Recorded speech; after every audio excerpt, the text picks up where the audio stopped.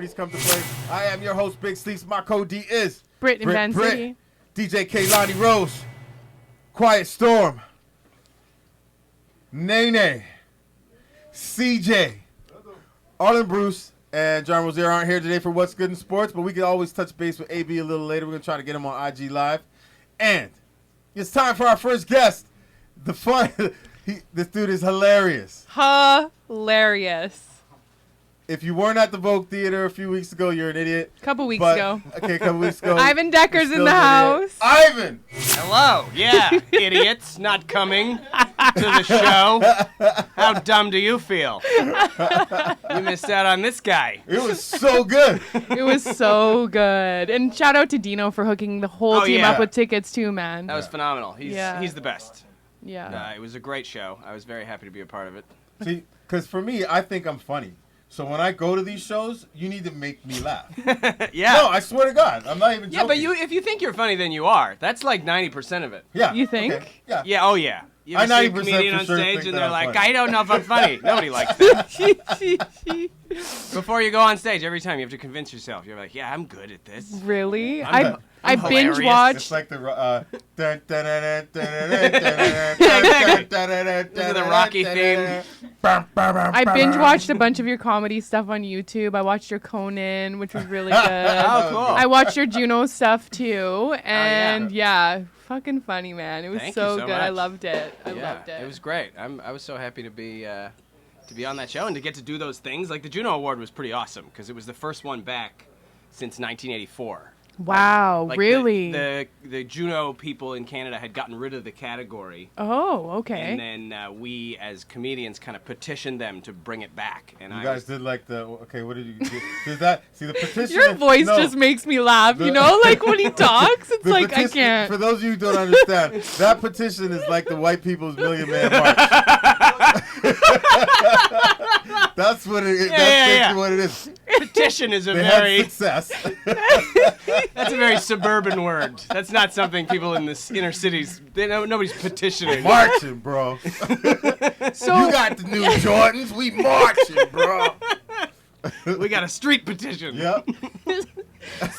So when you walked in, you were talking about how you used to live in this area, and how long have you been doing comedy for and stuff like that? I mean, I've been doing stand-up for 15 years. It was like when I first walked into my first open mic was 15 years ago. It was on my 19th birthday because that's the drinking age here. Yeah. Okay, so you're about 35 now. Yeah. Yeah. And so I called. I knew I had to be 19, and I had like a little book. I was like getting jokes ready. And then on my birthday, I had nothing else planned. So I called the comedy club and was like, "Can I come down?" And they said, "No, you can come tomorrow." And so You're like, I am came the funny. following day and I did a set and I loved it. And then it went okay. And then I went back the following week and I did so poorly that I was booed off stage. No. And I was like, I guess I can't do this anymore. Like I thought being booed was like getting fired. You're done. Yeah, I was like, I told the club manager, I was like, I guess I gotta clean out my locker. He's like, you don't have a locker. You've been here once. And then. And then he's like, I don't care. Those guys were idiots. And then I just came back and kept doing it. And it was great. But I did live in this part of Vancouver this was what allowed me to start doing it professionally, like with no other day job. Mm-hmm. Because I lived in an affordable housing center that was only $500 a month for rent. How can I get in there? I don't know. I got in. A friend of mine was the building manager, and they took a look at my income, and they're like, "Oh yeah, this is very low." They're like, "Can we see your tax returns?" I was like, "Yes." They're like, "Wow, how did you even afford clothes?" Do you shower? Yeah. They're like, "Get in here." I mean, it was a tiny box. There was no rooms. It was literally just like a bed and then a kitchen. And then that was it. For $500, that's like for almost $1,200 is what most people are getting. Yeah, exactly. Right now for. And no roommates, so I could go out of town. It's good. Yeah, that's ideal for somebody wanting to do what you do, though. Yeah. You set yourself up proper. Exactly. And when you leave town and there's nobody in your apartment, it's much more. I mean, I don't know. It's both. Because sometimes roommates are good; they'll keep an eye on the place. But other times, you're out of town. You don't know what roommates are doing. You're like, they're probably eating all my walnuts. I don't know. getting into my stash. Oh my God. And your stand-up was so funny because I find like, comedians go from one topic to another or whatever. The majority of your thing the other weekend was like about the nuts thing, but it was fucking so good. Like the whole thing was so good. I'm like, how can this guy talk about this topic for so long and it be this funny from beginning to end? It was really good. I loved it. No idea. This is how my brain works. I don't think they're diagnosing it yet, but they will soon. Yeah.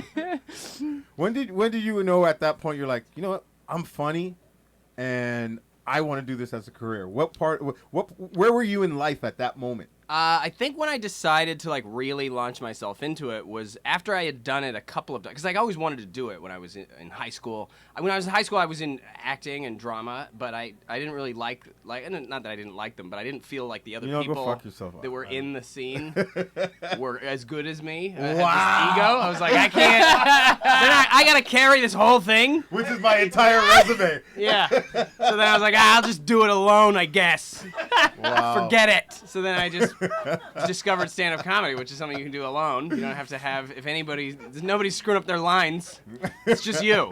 But then it's also bad because if it's not good, that's also all, you can't blame anybody. You can't be like, it was that guy. No, it was me. So why do you think you were booed that time? Like, was it you just... I know exactly why. Why? I was very bad. Do you remember the No. bit? No, but like... But I was booed because it was all this like weird... The way they'd set it up was bad. So the club they had set up this new show called Crash and Burn Tuesdays, which was basically... Ooh, they set you up. Like everything about it was bad. 'Cause it was like, it was billed as like, come down and yell at the comedians.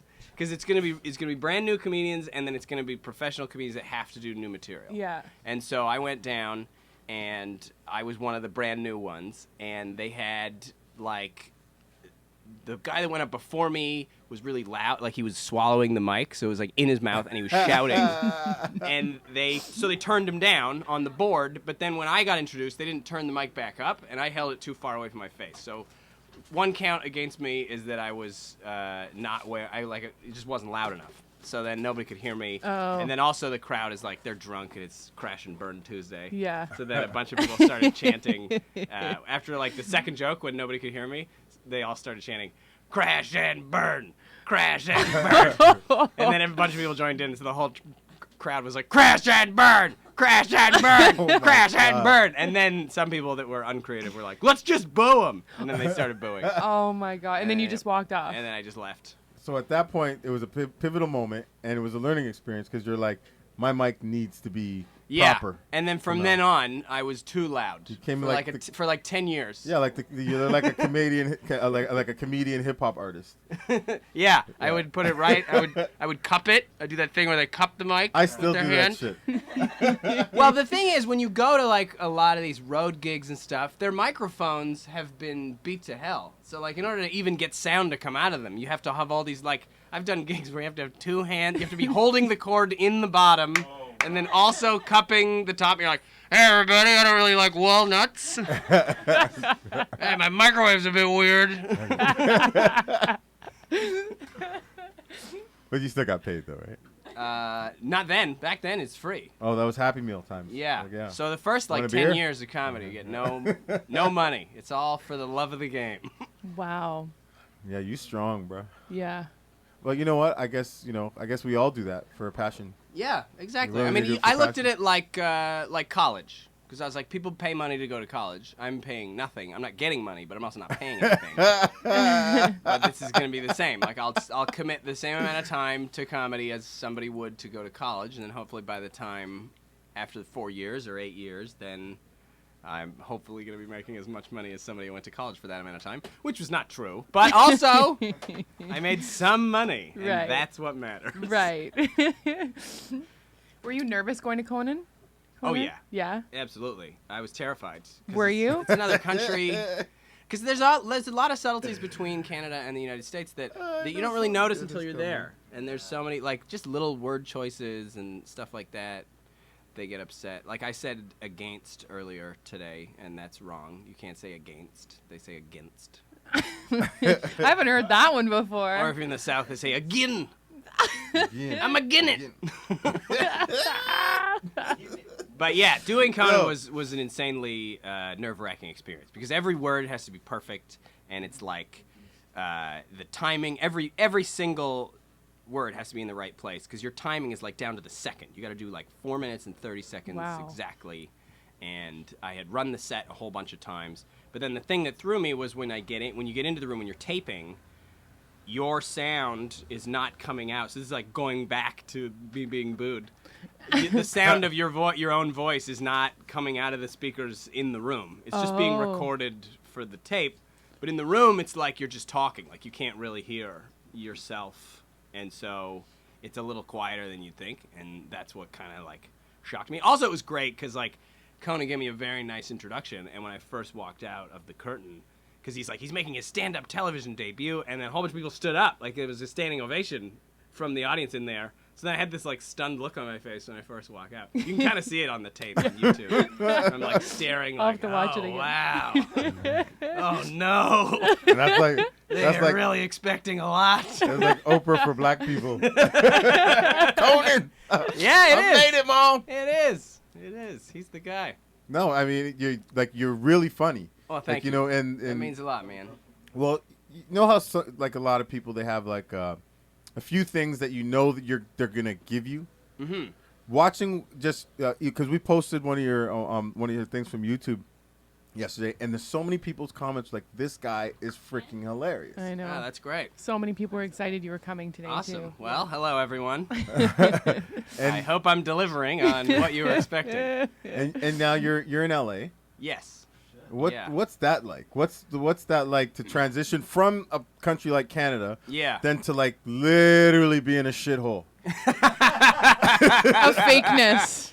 I mean, I don't want to be deported, so I can't. No, you don't. No, you don't have to agree with me. I used to live in New York, bro. Yeah, I know. It's great. Like, there's so many things that you catch yourself because you're like, this is just like Canada, and then you remember that like if you get into an accident, you can't call the ambulance because it costs $7,000. So people are taking Ubers to the hospital. They're like getting in an Uber. I got stabbed, man. Can you hurry up? And the other people are like, why'd you take a pool? At least get your own car. Like, it's insane. It's the most ludicrous. At least get a pool. Oh my god. And then everybody's just living their life like that. Like they're like, it's fine. Just don't get stabbed. I'm like, okay. And Canadian healthcare is shit. Yeah, and it's like, I don't even know. I mean, I guess you get insurance, but then the driving is insane in LA because LA is like deceptively huge. But don't some people not have to have insurance? They just have to have registration? Oh yeah, it's optional. It's not legal. It's not like mandatory. Like here, like you can't drive your car without insurance or you get arrested. But down there, it's like you can whatever, just get on the road, whatever. And then if you crash into somebody, like they have to sue you. Yeah. So that's like everywhere. There's all these billboards for lawyers. It's like all the billboards. LA's hilarious because the only people that can afford to like advertise are like it's like lawyers and then like TV shows and movies that are coming out. So it's like make sure you watch The Good Place, and then right after that it's like if you're in an accident, it's me, Jimmy. Remember Jimmy.com.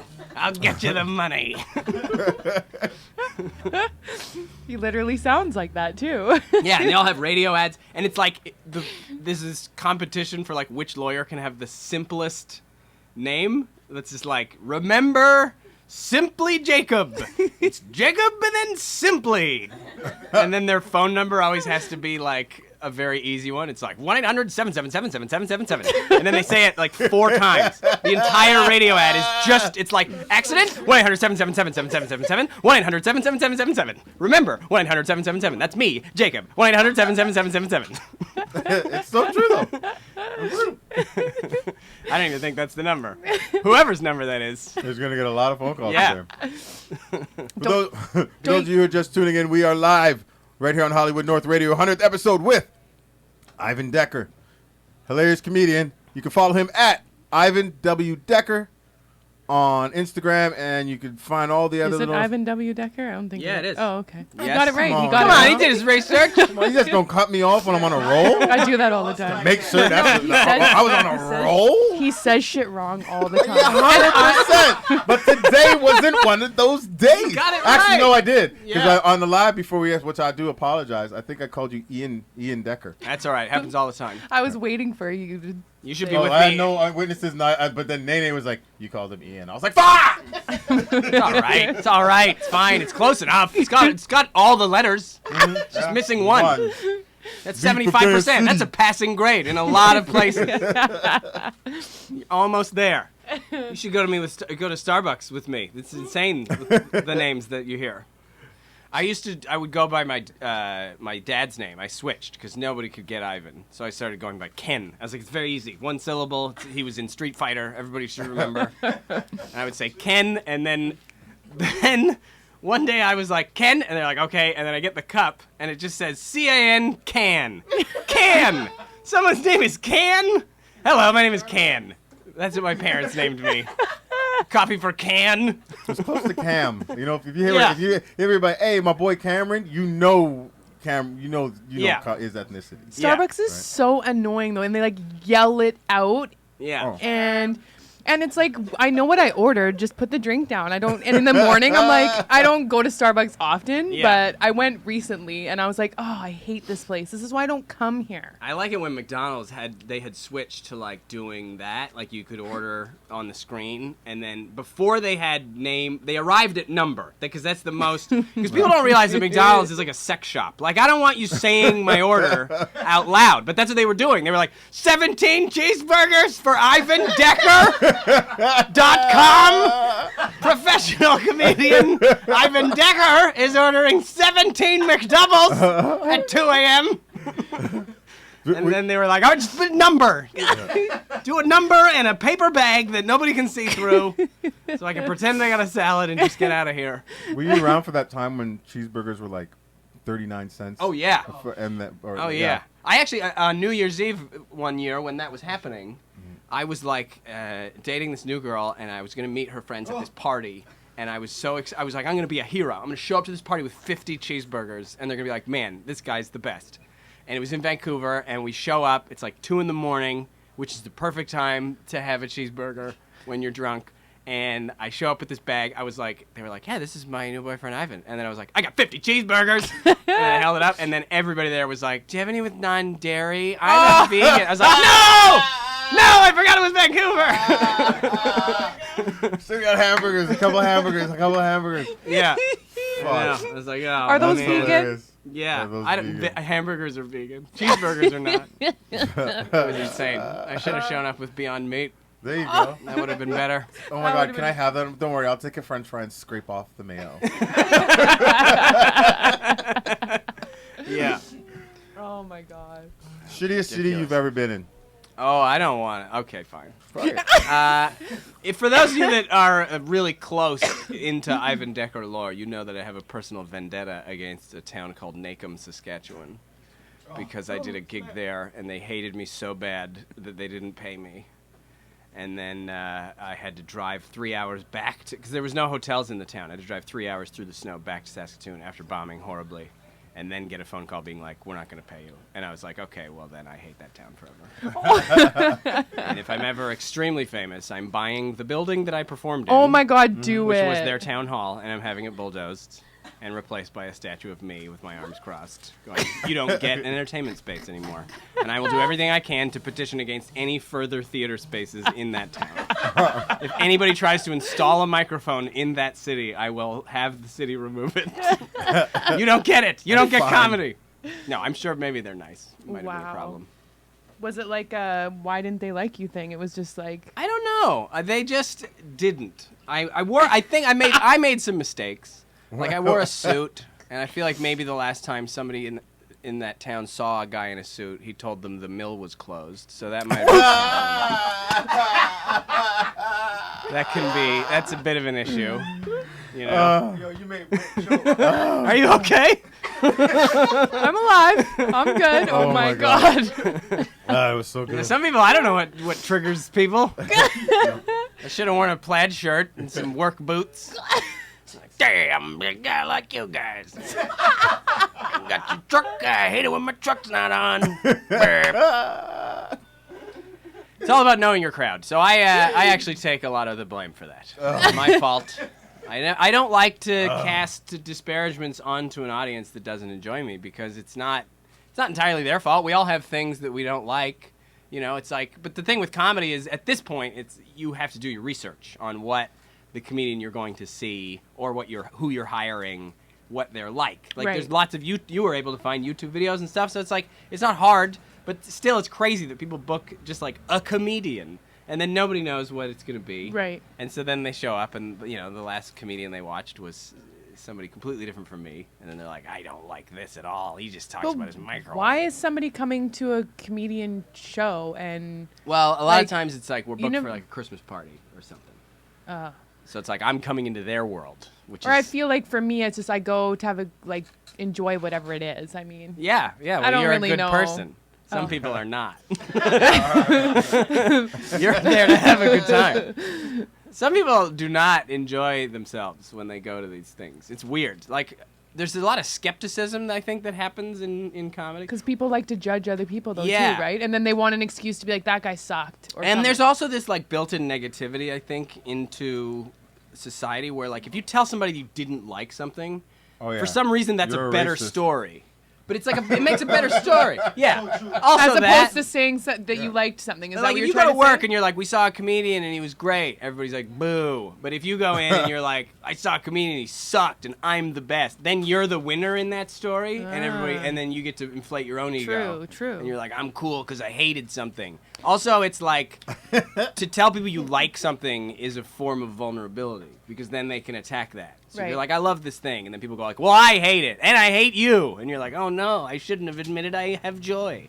So now everybody in the world walks around being like, I hate this, and I hate that, and I hate everything, and you can't attack me because I don't like anything. Right. It's a very like teenage. That's like who I picture is like on YouTube making all those comments or those like scared teenage trolls. They're like, I'm afraid to love. I watched the Kevin Hart documentary or I haven't watched Netflix that yet. series, and he was this is a question for you. He was talking about I guess that whole thing that came out when he was like years ago. He was talking about gay people on his Twitter feed or whatever, and then so he was addressing that on the show. So do you feel like as a comedian nowadays you have to be careful about what you say? Absolutely, you have to be careful because it's everything's become permanent, which is kind of a weird thing. But now it's like there's a record of everything we've ever said. Right. Like the scariest thing, I didn't even realize this until this year. You can go to if you go to activity.google.com and sign in, you can literally go to any date and see what you Googled on that day. Like, I don't think other people have access to it. Maybe they do. But even myself, I'm like, what am I... Like, you can go back my God. and see what you've Googled, like, 10 years ago. You're like, what was I searching? It was, like, weird stuff. Yeah. But don't you feel like in this industry, it's like you need to, like...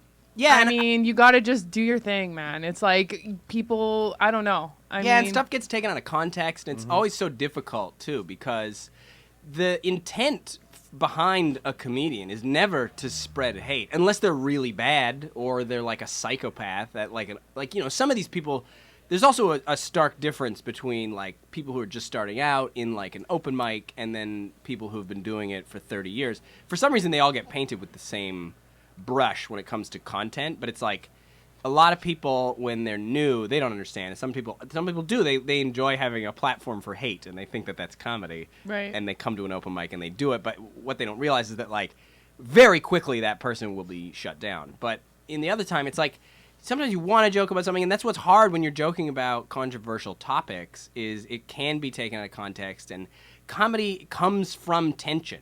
And so if you have topics that already have tension built in, it means that you can get a lot more, you can juice a lot more laughs out of it because you've already got the built-in tension. Then you can add your own tension, but you have to relieve the tension, and that's where the laugh comes from. But if you don't relieve it correctly, or if people don't wait for you to relieve it, like some people shut down immediately, like as soon as you bring up a topic, they're like, no, I don't want to listen to this. So then they don't even make it to the punchline. They're just like already upset, and they turn it off or they leave, and they don't understand But at the same time, I do think that having honesty in your comedy is very important, and not talking about things that you don't necessarily believe in, because otherwise people will take that and use it as a platform. Sometimes I would never want someone to take my art and use it as an excuse for their hate or their negativity. Be like, yeah, see, this guy said it. I'm like, yeah, but I didn't mean it. But like, I love comedians because they talk about things that like we can't really talk about in a way, right? I mean, certain things, like and topics that's the and skill. stuff, and it's funny. Like it's like Chappelle and shit like that. You know what I mean? Like it's just But I feel like for the Kevin Hart thing, I mean, he was on Twitter. It wasn't really like he wasn't doing like a comedy show. He was on Twitter, kind of like talking. It was weird to me, but at the same time, I mean, he addressed it and he apologized. I mean, why bring it up now? It was kind of confusing to me, but I mean, and I think that's the thing with. I mean, people don't understand like. Twitter is a weird thing, especially when it first came out, because people didn't understand that, like, it goes out to everybody, even if they're not following you. Like, I had a job, and there was I used to work at a business, and we had these high school volunteers come in, and one of them was tweeting about the business and how he hated it. Oh, God, no. And it showed up. We had a marketing department that found that. Of course they did. It comes up in their Google that alerts. That guy's not the smartest. This guy's he's like 10 a.m., so then at lunch, we break for lunch, I got to go up to him and be like, hey, man, are you having a good day? And he's like, yeah, it's fine. And I was like, really? Because you've been tweeting a lot of bad stuff about this building. And he's like, what? How did you find that? You follow me? That's weird that you follow me. I'm like, we don't follow you. You don't understand how Twitter works, and you're an idiot. And then I got to fire him, and it was funny because his mom had to come pick him up. Wow. Wow. Did you have to explain to her why? Yeah. And then she was like, what? What are you doing with that goddamn phone? I told you not to use our phone at school. I was like, I'm not at school. I'm at work experience. And then I was like, good luck with your problems in Maple Ridge. OMG. Is that where you grew up? No, I grew up in Ladner, which is right in between Tawasin and Richmond. It's like this I grew up in North Delta. Yeah, so you know? Yeah. The Scott Road border. Mm-hmm. You could run across Scott Road. I lived at 64th and Scott Road. Oh, there you go. It's a different jurisdiction, or it was. I think now they've gotten rid of the RCMP, but it was like Delta Police are on the left side of Scott Road, and then RCMPs are on the other side. So if you had weed, you're like, run across the road. Who is it? You had to read the car. It's RCMP. Let's go to the North Delta side. They can't get us. They won't come over here. It's crazy to think weed was illegal too before, you know? I know, and now it's just fine. So do you consider yourself kind of American now? I mean, Trump's your president. He uses Twitter a lot. Yeah, recklessly his latest one about like I got impeached for making a perfect phone call. Like he's just crazy. That's the weirdest thing in the world to say. I made a perfect phone call. What does that even mean? I called the Ukraine. They were mad. Yeah, I mean, he is my president. Yeah. And, but I mean, the thing about the States is it's so much bigger than Canada. So the politicians feel so much more removed, especially California, because California has the same population of Canada, and nobody there likes him, and they didn't even vote for him. Like that's the thing that's so insane because the country's so big. You know, you have like 50 million people that didn't vote for him. Yeah. That's And in one so, state, right? yeah, like California, I think the population of the state of California is like 40 million, and Canada's 35. Yeah, it's more than Canada. Yeah, and so it's like, that's the thing that's funny when I explain that to like American comedians. They're like, why would you come down here? I'm like, well, Canada has about 7 cities in the whole country that are like big enough to have a comedy club. That you're not just like standing on a pool table in a bar. In Saskatoon. Yeah. And, I mean, obviously there's more than 7, but it's like the amount of huge historical cities in the United States that I get to go to is very cool. So it's like I get to go to all these cities I've only heard about, like Philadelphia. I'm going to Dallas, Texas next month. Like all these places I've never been before. I get to fly in. I get to experience all the things that Americans talk about that I don't understand in their stand-up. Yeah. I try to do all that stuff. Like I went to Chicago. I had a deep dish pizza. It was amazing. I have cheesesteaks, and I'll have cheesesteaks in Philadelphia.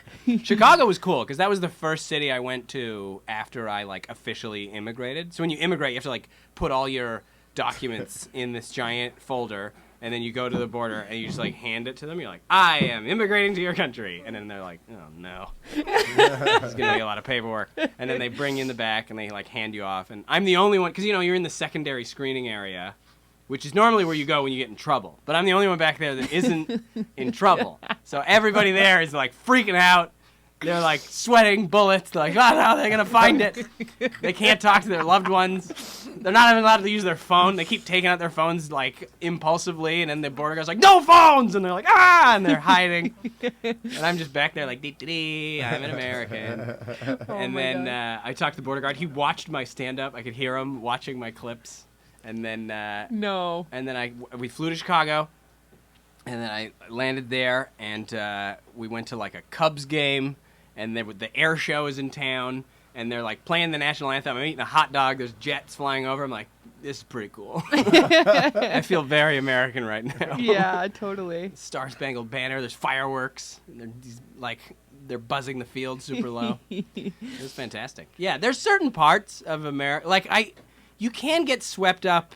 America's like, it's like going to a club when it's like really hot and you're like, even if you don't like clubs, you're getting a little too old for it. But if it's awesome and everybody's having a great time, you're like, all right, I get it. I see why you're here. It's pretty good. Normally this sucks. I mean, a lot of times it sucks. That guy over there might stab somebody and then nobody can afford it. But for now, I'm enjoying the pyrotechnics. Wow. When you were growing up and thinking to yourself, I'm going to be a comedian, what were your parents, what were they like when you said you were going to do that? Yeah, I think they, like any parent, would have been a little bit worried because you're not entirely certain.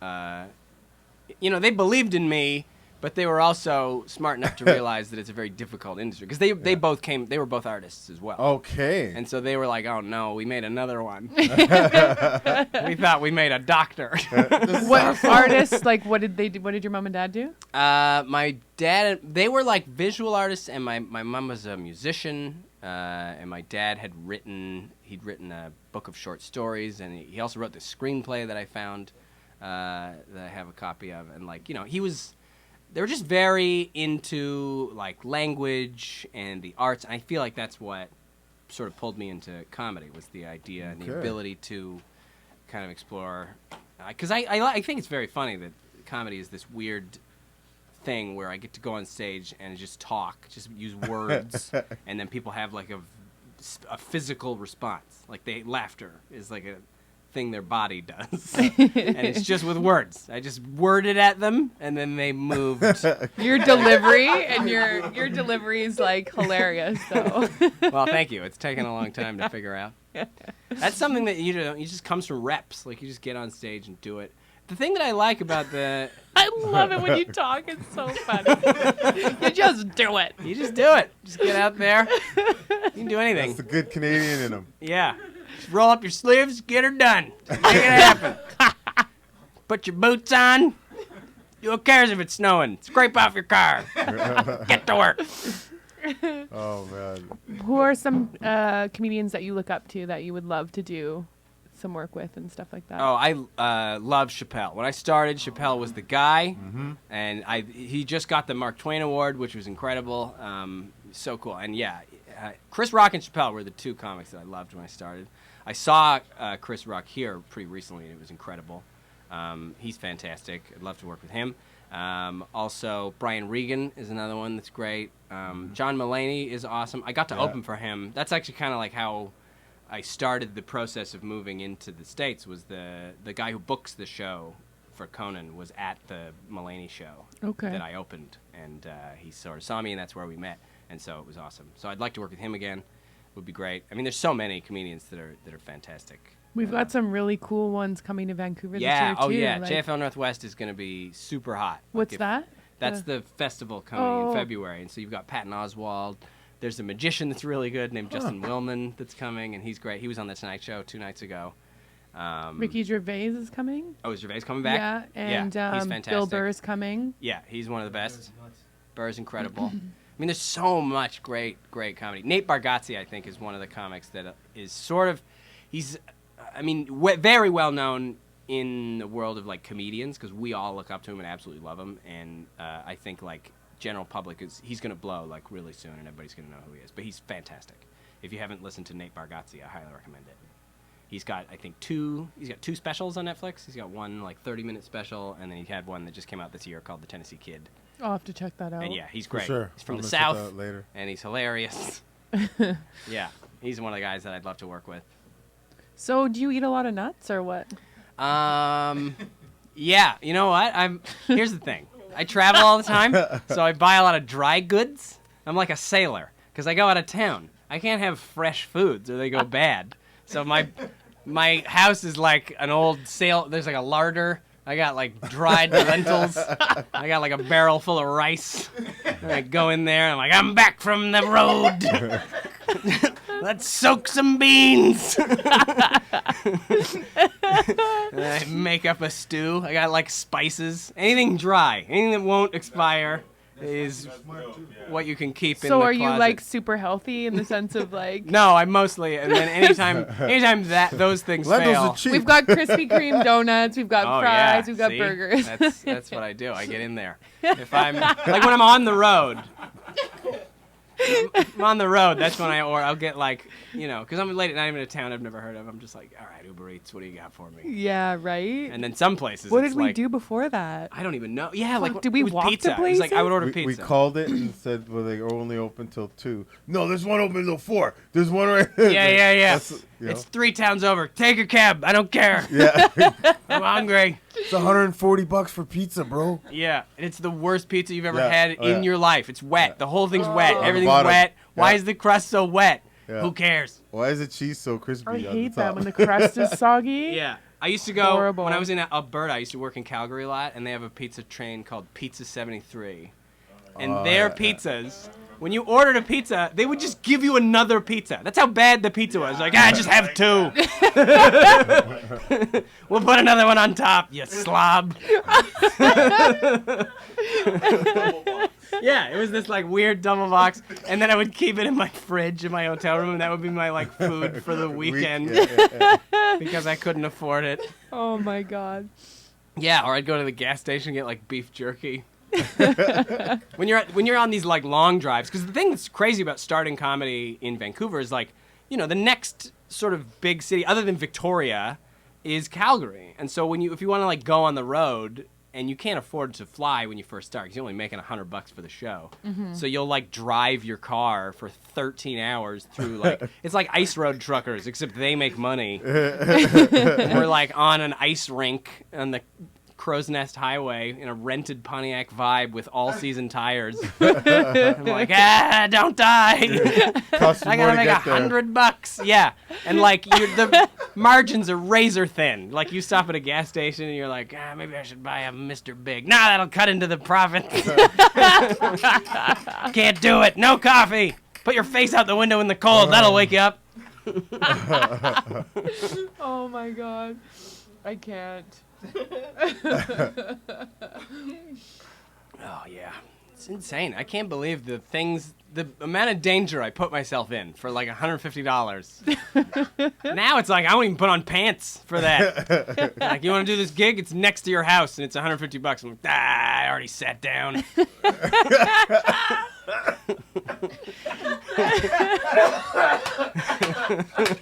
He's choking now. First it was me, Oh, and no. now it's no. the black Oh, man. man. Now it's Oh, shit. Oh, fuck. So what do you have? What do you have coming up? Coming up, I have a bunch of gigs. I put everything on my website if I'm touring. Okay. The one closest to here that's fun is I'm doing a show in Whistler at a little theater there on the 22nd of March with a very extremely funny comedian from here named Charlie Demers, who is like one of the best joke writers in the city. I love Cool. him. Really good friend of mine. And so we're going to do a show together, just the two of us. So it's like we'll each do 40 minutes. And it should be a really, really good night. He's been on The Debaters a whole bunch of times. I'm also doing that. That's another thing coming up. February 10th and 11th, I believe, in North Vancouver. CBC's recording another episode of The Debaters, and I'm doing Cool. 2 episodes of that, which will Congratulations. be very fun. Thank you.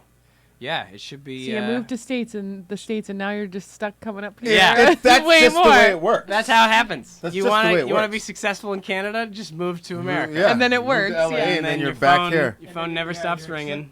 Then you're accepted by your own. Yeah, It's weird. yeah. It's weird. It's true. It's absolutely true. People want look at Bieber. Nobody cared who he was. True. So true. I mean, there I don't might think- be better examples. No, there's a lot, man. Drake, same situation. Glenn Lewis, a lot of artists. Every artist. Yeah. Cardinal Official. He got signed to Akon, but he had to go to the U.S. to come back to Canada. Yeah. To be Why? Why is it like in that? Toronto, Maestro West, the song blew up in the U.S. Everywhere else but Canada. Yeah. Then Yeah. It's Because you such get an more interesting exposure thing. out there, right? I think it's because Canadians, we really are don't like, give a fuck about anything, really. we don't want to feel like anyone here is better than us. Like, it's very much like, yeah, I could do that. The U.S. does that enough. Like if a reality TV show person came here to a club, like okay, I have a lot of people It from would the be States that I rammed. know in Yeah. the industry. They're like, yo, man, book me like a club join. I want like 10,000. I'm like, who the fuck's gonna pay you 10,000? I'm like, I'll work on that for you. I'm like, do you want to Yeah. come up for free and maybe get a free bottle here? We'll pay you for your travel. Yeah. You know, Oh, you man. ain't getting none of that. 10,000? That's hilarious. But it's In also a Vancouver? population thing too. You gotta remember. Yeah, true, Toronto. though. Toronto would work. The U.S. is crazy. Yeah. They do that in the clubs there, though, right? But here we're like, yeah, the kids now will like it, but it's not a club's not going to invest $5,000 in like Yeah. some reality show person to come. You It's know? also interesting too with comedy in the States, because the thing in America that happens all the time is like you'll go to a comedy club, you'll see somebody you've never heard of, and you're like, wow, that person was really funny, and then like a week later they're on the Tonight Show, or they're in a movie, or they're on some TV show, and you're like, wow, that's so great. Whereas like in Canada, if you go to a comedy club and you see somebody headline, the next time you see them is probably they're gonna like bust your table at Boston Pizza. You're like, hey, isn't that? Oh, I forgot your water. Sorry, I'll be Are right you back. like that guy? Didn't we see you be hilarious last weekend? Don't look at me. But it's a part of that hustle too, I think. Yeah. I think it's a pride thing where people feel like they're ashamed because you have a passion. It takes a long time to develop your craft, right? Mm-hmm. Because of your passion. So people have pride if they see you fucking sweeping the street. They're like, oh, this guy he's whack. But they really don't know the time and effort you invested in your craft. Real Yeah. spit. And what you really got going on. You could be having the next biggest movie to come out in the summer, but you're still working on 5 and they don't know until they see like, fuck. Yeah. I saw that guy sweeping the streets like a couple Yeah. months ago. Bro, I was a PA. Yeah. I was a PA, and I would be like, Shit happens. all of a sudden, I'd show up on to the same show I've been changing garbage on, and come bring in first team. Hey, Sleeps, go do your thing. And it's so funny because it's just the way people's brains work. That day, when I was in my trailer, I decided to grab all the garbage that was in the circus because we were short, and I felt like I was the like I was the big problem. Yeah, All yeah. this is not getting done because of me. I should have been here for my team. So I'm like running garbage, and I threw the garbage away, and I come back, and the costumes lady's like, "What are you doing? What are you doing? You're gonna get your clothes dirty." I go, "You did not give a fuck for the last 4 months. Yeah. If I got garbage juice on me, I would ask you to wash my shoe and my sneaker, my sock and my sneaker, and my pants if you got anything I could wear. But now you're worried about garbage juice?" Yeah, it's insane. And When- that's why I think it's good to come up modestly, because you understand who the people are every step of the way. And Right. you can respect the people that work below you or the people that make your job better. Like, I have nothing but respect for the people in comedy clubs, the serving staff, Oh, yeah. or the people at theaters that run the lights, they run the sounds, they run the microphones. Like, without them, I'm nothing. It's true. I'm just a guy I think- yelling into a crowd. I think it shows a lot about people when they're disrespectful towards people in the sense of like, as the group, like this, people don't realize how many other people are in play to make even a show be Yep. successful or, Yeah. you know, it's just like, what do they say when you go on a date with somebody and you see how they treat like the waitress Oh, or yeah. something, right? Isn't that like a Yeah. classic thing or something? Yeah. I don't know. See how they treat the wait staff. I think you should, if you're, Oh my god. if you want to know how to, if somebody's,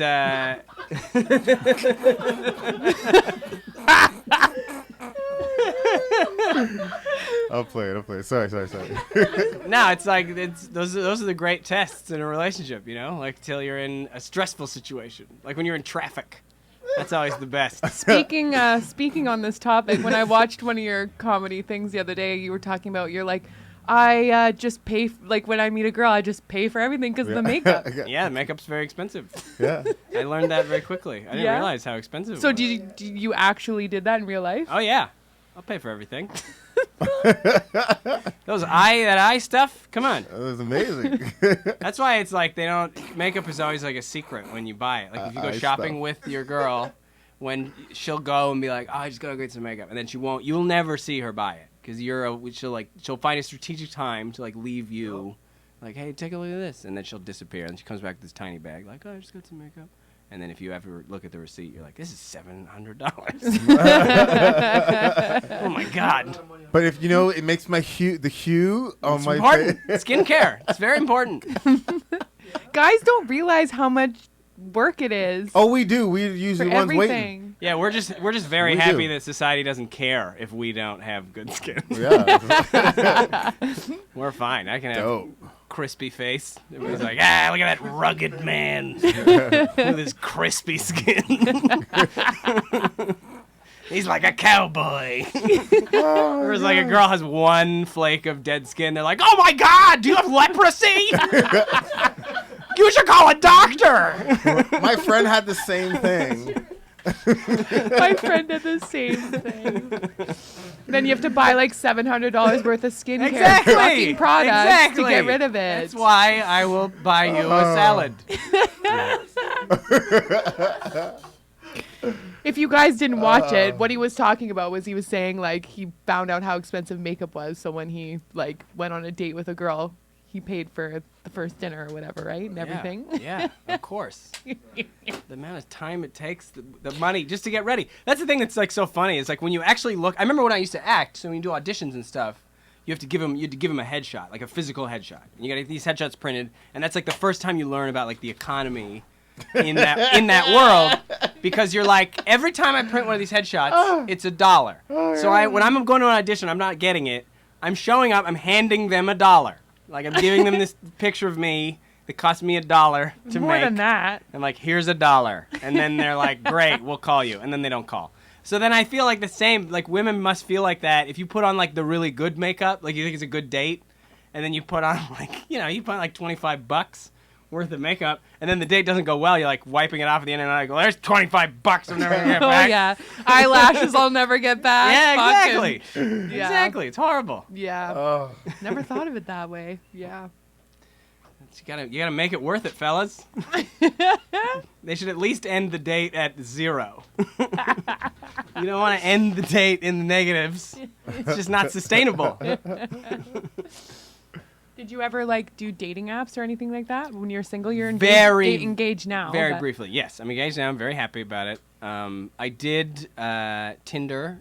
I was like, Tinder just came out when I was like, I kind of got, because I was in a relationship and then Tinder came out and I was like, I'll see what this is all I've never about. been on a dating app ever. I don't even understand it. I feel like it's just would be way too much fucking work for me. But Yeah, I don't know. I well, mean, you have to be committed, I think, right? I think the problem with the dating apps is that it gives you the illusion of choice. So when you have so many dating apps, it's like being at Costco. You're like, I can't buy all this stuff. So then you just and then you just walk around and take free samples wherever you can till you're full, and then you go home and come back again next weekend. It's no good. And people can totally paint themselves like. Oh yeah, absolutely. I'm like, a lot of my girlfriends said that they've showed up for dates and like the guy doesn't even look like his fucking photos. My one girlfriend yeah. was like, no, this, like, she showed him the photo. She's like, this isn't you. He's like, yeah, I know. And she's like, okay, What? well, like, I'm good. Yeah, no kidding. I think it's bad. I feel bad for like. Why you hating on the dude though? Girls Yeah. do that shit every day with filters. I'm Y'all be lying every goddamn day.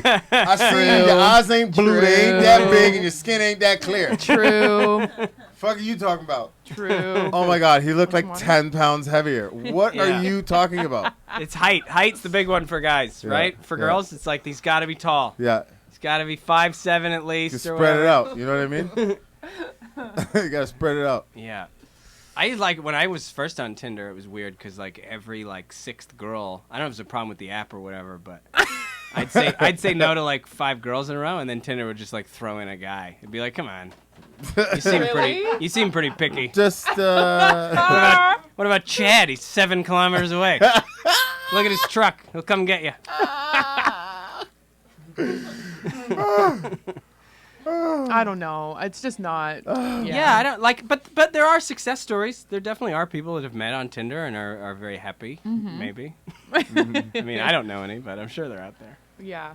People don't want to go out and socialize anymore. No, well, it's What? like Dude. because everybody. Here's what I'm blaming for this. It's because we've all got so much in our Netflix queue that any time we're spending, we're like, I mean, this better not cut into.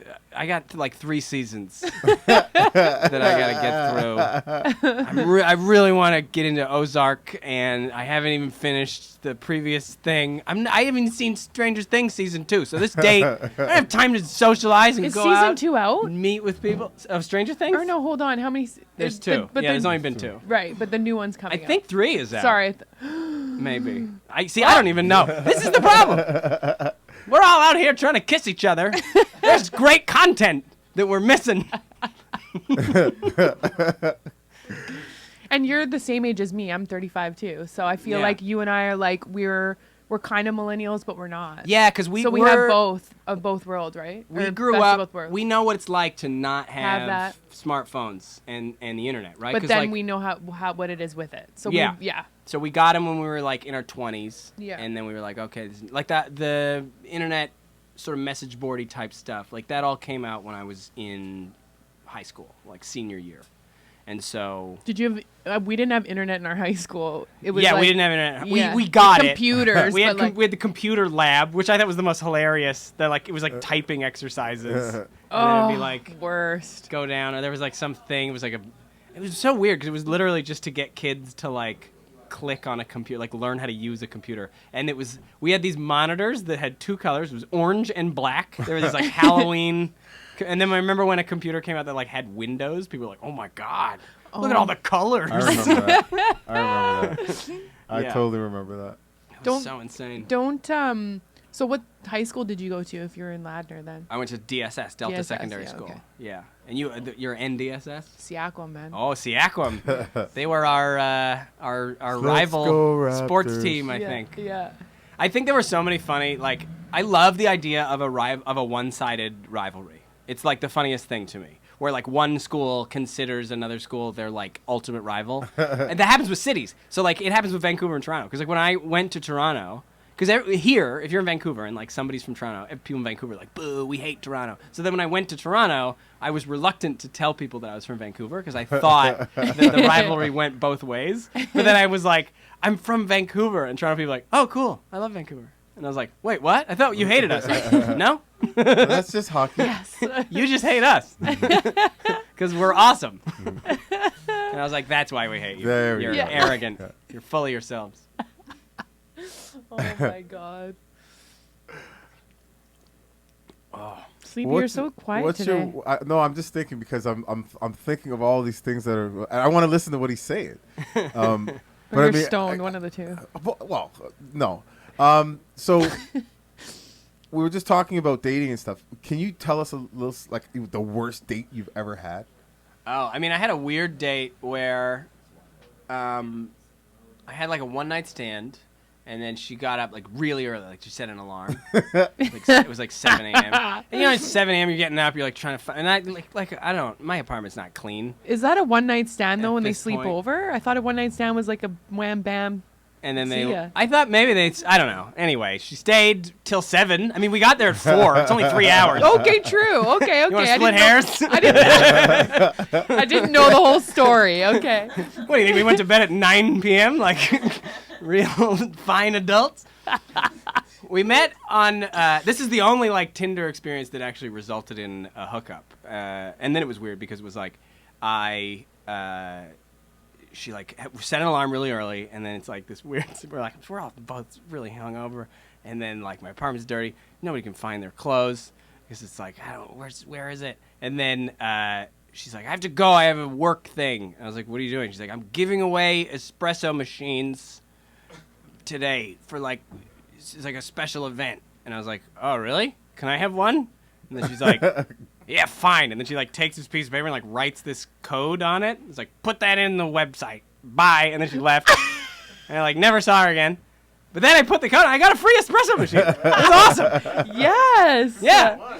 I'm up $300 on that day. We still have it. Emily's like, yeah, we still have it. Yeah, we still have it. It's fantastic. Me and my beautiful fiance enjoying our Yeah. espressos on Saturday mornings. Exactly. The horrible situations of my past are waking us up every day. Yes. But there's some good in that story, though. Yeah, exactly. You know, she helped you out. She helped me out. know, I she got did a a free good deed. thing. Yeah. It's good. That's a really good Tinder date, actually. I know, right? If all the ways it could go. Do you like the view out the window here? We've got some quite funny, what's exciting going on? things Is that this happen. like a little market? We haven't had much action today. I was hoping there'd be more when you were here, so we Yeah. could. Well, the police are on site. They always are. They're monitoring the They situation. always are. Yeah. And nothing ever happens. They're here. When I was moving out, I had a situation where like there was a guy in the street and he's like being crazy and yelling, and I called the police. I was like, this guy's in traffic. I'm a little worried about him. And then they were like, "Where are you?" And then I told them the intersection. They're like, "That's where he's supposed to be." Oh, wow. In not so many words. Like they didn't say that exactly, but they were basically like, "Let us know if anything happens." I was like, "Something is happening. He's in the street." They're like, "Yeah, but." I was like, "If this was Kitsilano, you'd be here." They're like, 100%. Yes, we would. Ivan, before we go, tell us a couple things. I want you to tell us what is it that you aspire and that to when you feel like you'll be at the top of the mountain, what would that situation be for you? I mean, I'm already there. I Oh, feel really okay. good about what I have done and what I get to do. I mean, I get to do these theater shows that are so... I never thought in a million years that some kid from Ladner would be on Conan or be able to, like, be at the Vogue for that amazing sold-out crowd and perform. So Yeah, that was 1,000+ people. I know. I'm already so happy about what I've gotten to do and what I get to continue to do. And so as long as this keeps going the way it is, I'll be perfectly happy. I mean, obviously, sure, I'd love to have a lot of money. I'd love to have Jay Leno's car collection. Sure, I'd like to host the Tonight Show, but those are all bonuses. I've already won, in my opinion. I already did. That's very humble. I think very Canadian of you. You know, He's still got Yeah, a Canadian this in is him. gonna get kicked out of America. American, you'd be like, man, I'm trying to be at the top. I'm trying to take Will Smith's spot. I'm trying to take, D-Ray, everybody. I'm trying to be on Saturday Night Live for 10 years. You know what I mean? Jimmy Fallon, I'm coming for you. Coming for you, Jimmy. Yeah. You have a whole Baptist choir behind you when you roll up Oh, on yeah. them. Oh, that'd be the best. Jimmy! Amazing Grace. Oh, man. Ivan, thank you so much. We definitely have to have you back again. I would love that. Thank you for having me. And It was such a pleasure. We're so excited to see where you're gonna go, and you're just gonna be. We're like not. I'm not even gonna be. I saw you at the after party. I was like, yo, you got to come to our show, and you're gonna get to a point where I'm not even gonna even be able to have that conversation. No with you. chance. Yeah. Always. You're like, Ivan! You know us. You were on the show. He's like, I don't know, you guys. I'll be like, excuse me, I have to get this bus tray back to the kitchen. You remind me of a younger Ryan Leonard. Oh, nice. All right. Ryan Reynolds, I should say. Yeah. I mean, Yeah. like me, too. He's from here. I'd like to meet him. That's a guy I'd like to work with. We're both from Vancouver. Yeah. Yeah. Thank you so much, man. We Hey, appreciate my pleasure. you. Thanks for My coming. pleasure. Thanks for having and, me. yeah, we're excited to see where you're gonna go, and you've got the doors now. Or you got the keys to the door Yeah, here. All now. right. keys to the door, baby. Fantastic. Anytime, So- anything. All Yeah. right. I'll let you know anytime I'm back in town. Yeah, for That's sure. Ivan Decker, everyone. You Yeah. can follow him at Ivan W. Decker on Instagram, and you just go in his bio. He's and you can got find some all the shows extra coming good up. stuff. Check him out. Definitely. And once again, thank you for being so funny. This was a really great interview. Oh, good. And thank you very much. You have great energy. Well, thank you very much. Really appreciate Don't you make his coming head through. any bigger than it already No, is. but I This mean, I'm American speaking over facts. here. I'm a hater. You already know I'm a hater. Oh yeah, okay. Well, you lose 50% points for that. But yes, thank you very much, and thank you, good man. luck to everything in the future. Thanks a lot. And if you're ever here and you don't let us know, you're an asshole. I'm an idiot. Oh, my story just ended like that. You see that? There you There we go. This Perfect. Ivan Decker, everyone. All right. Thank you again. Thank you. And coming up next, we have assistant director Gary House from the hit television series The Good Doctor. Stay tuned. to Hollywood North Radio, where Where the the celebrities come to play. DJ Quiet Storm. Hollywood North Radio.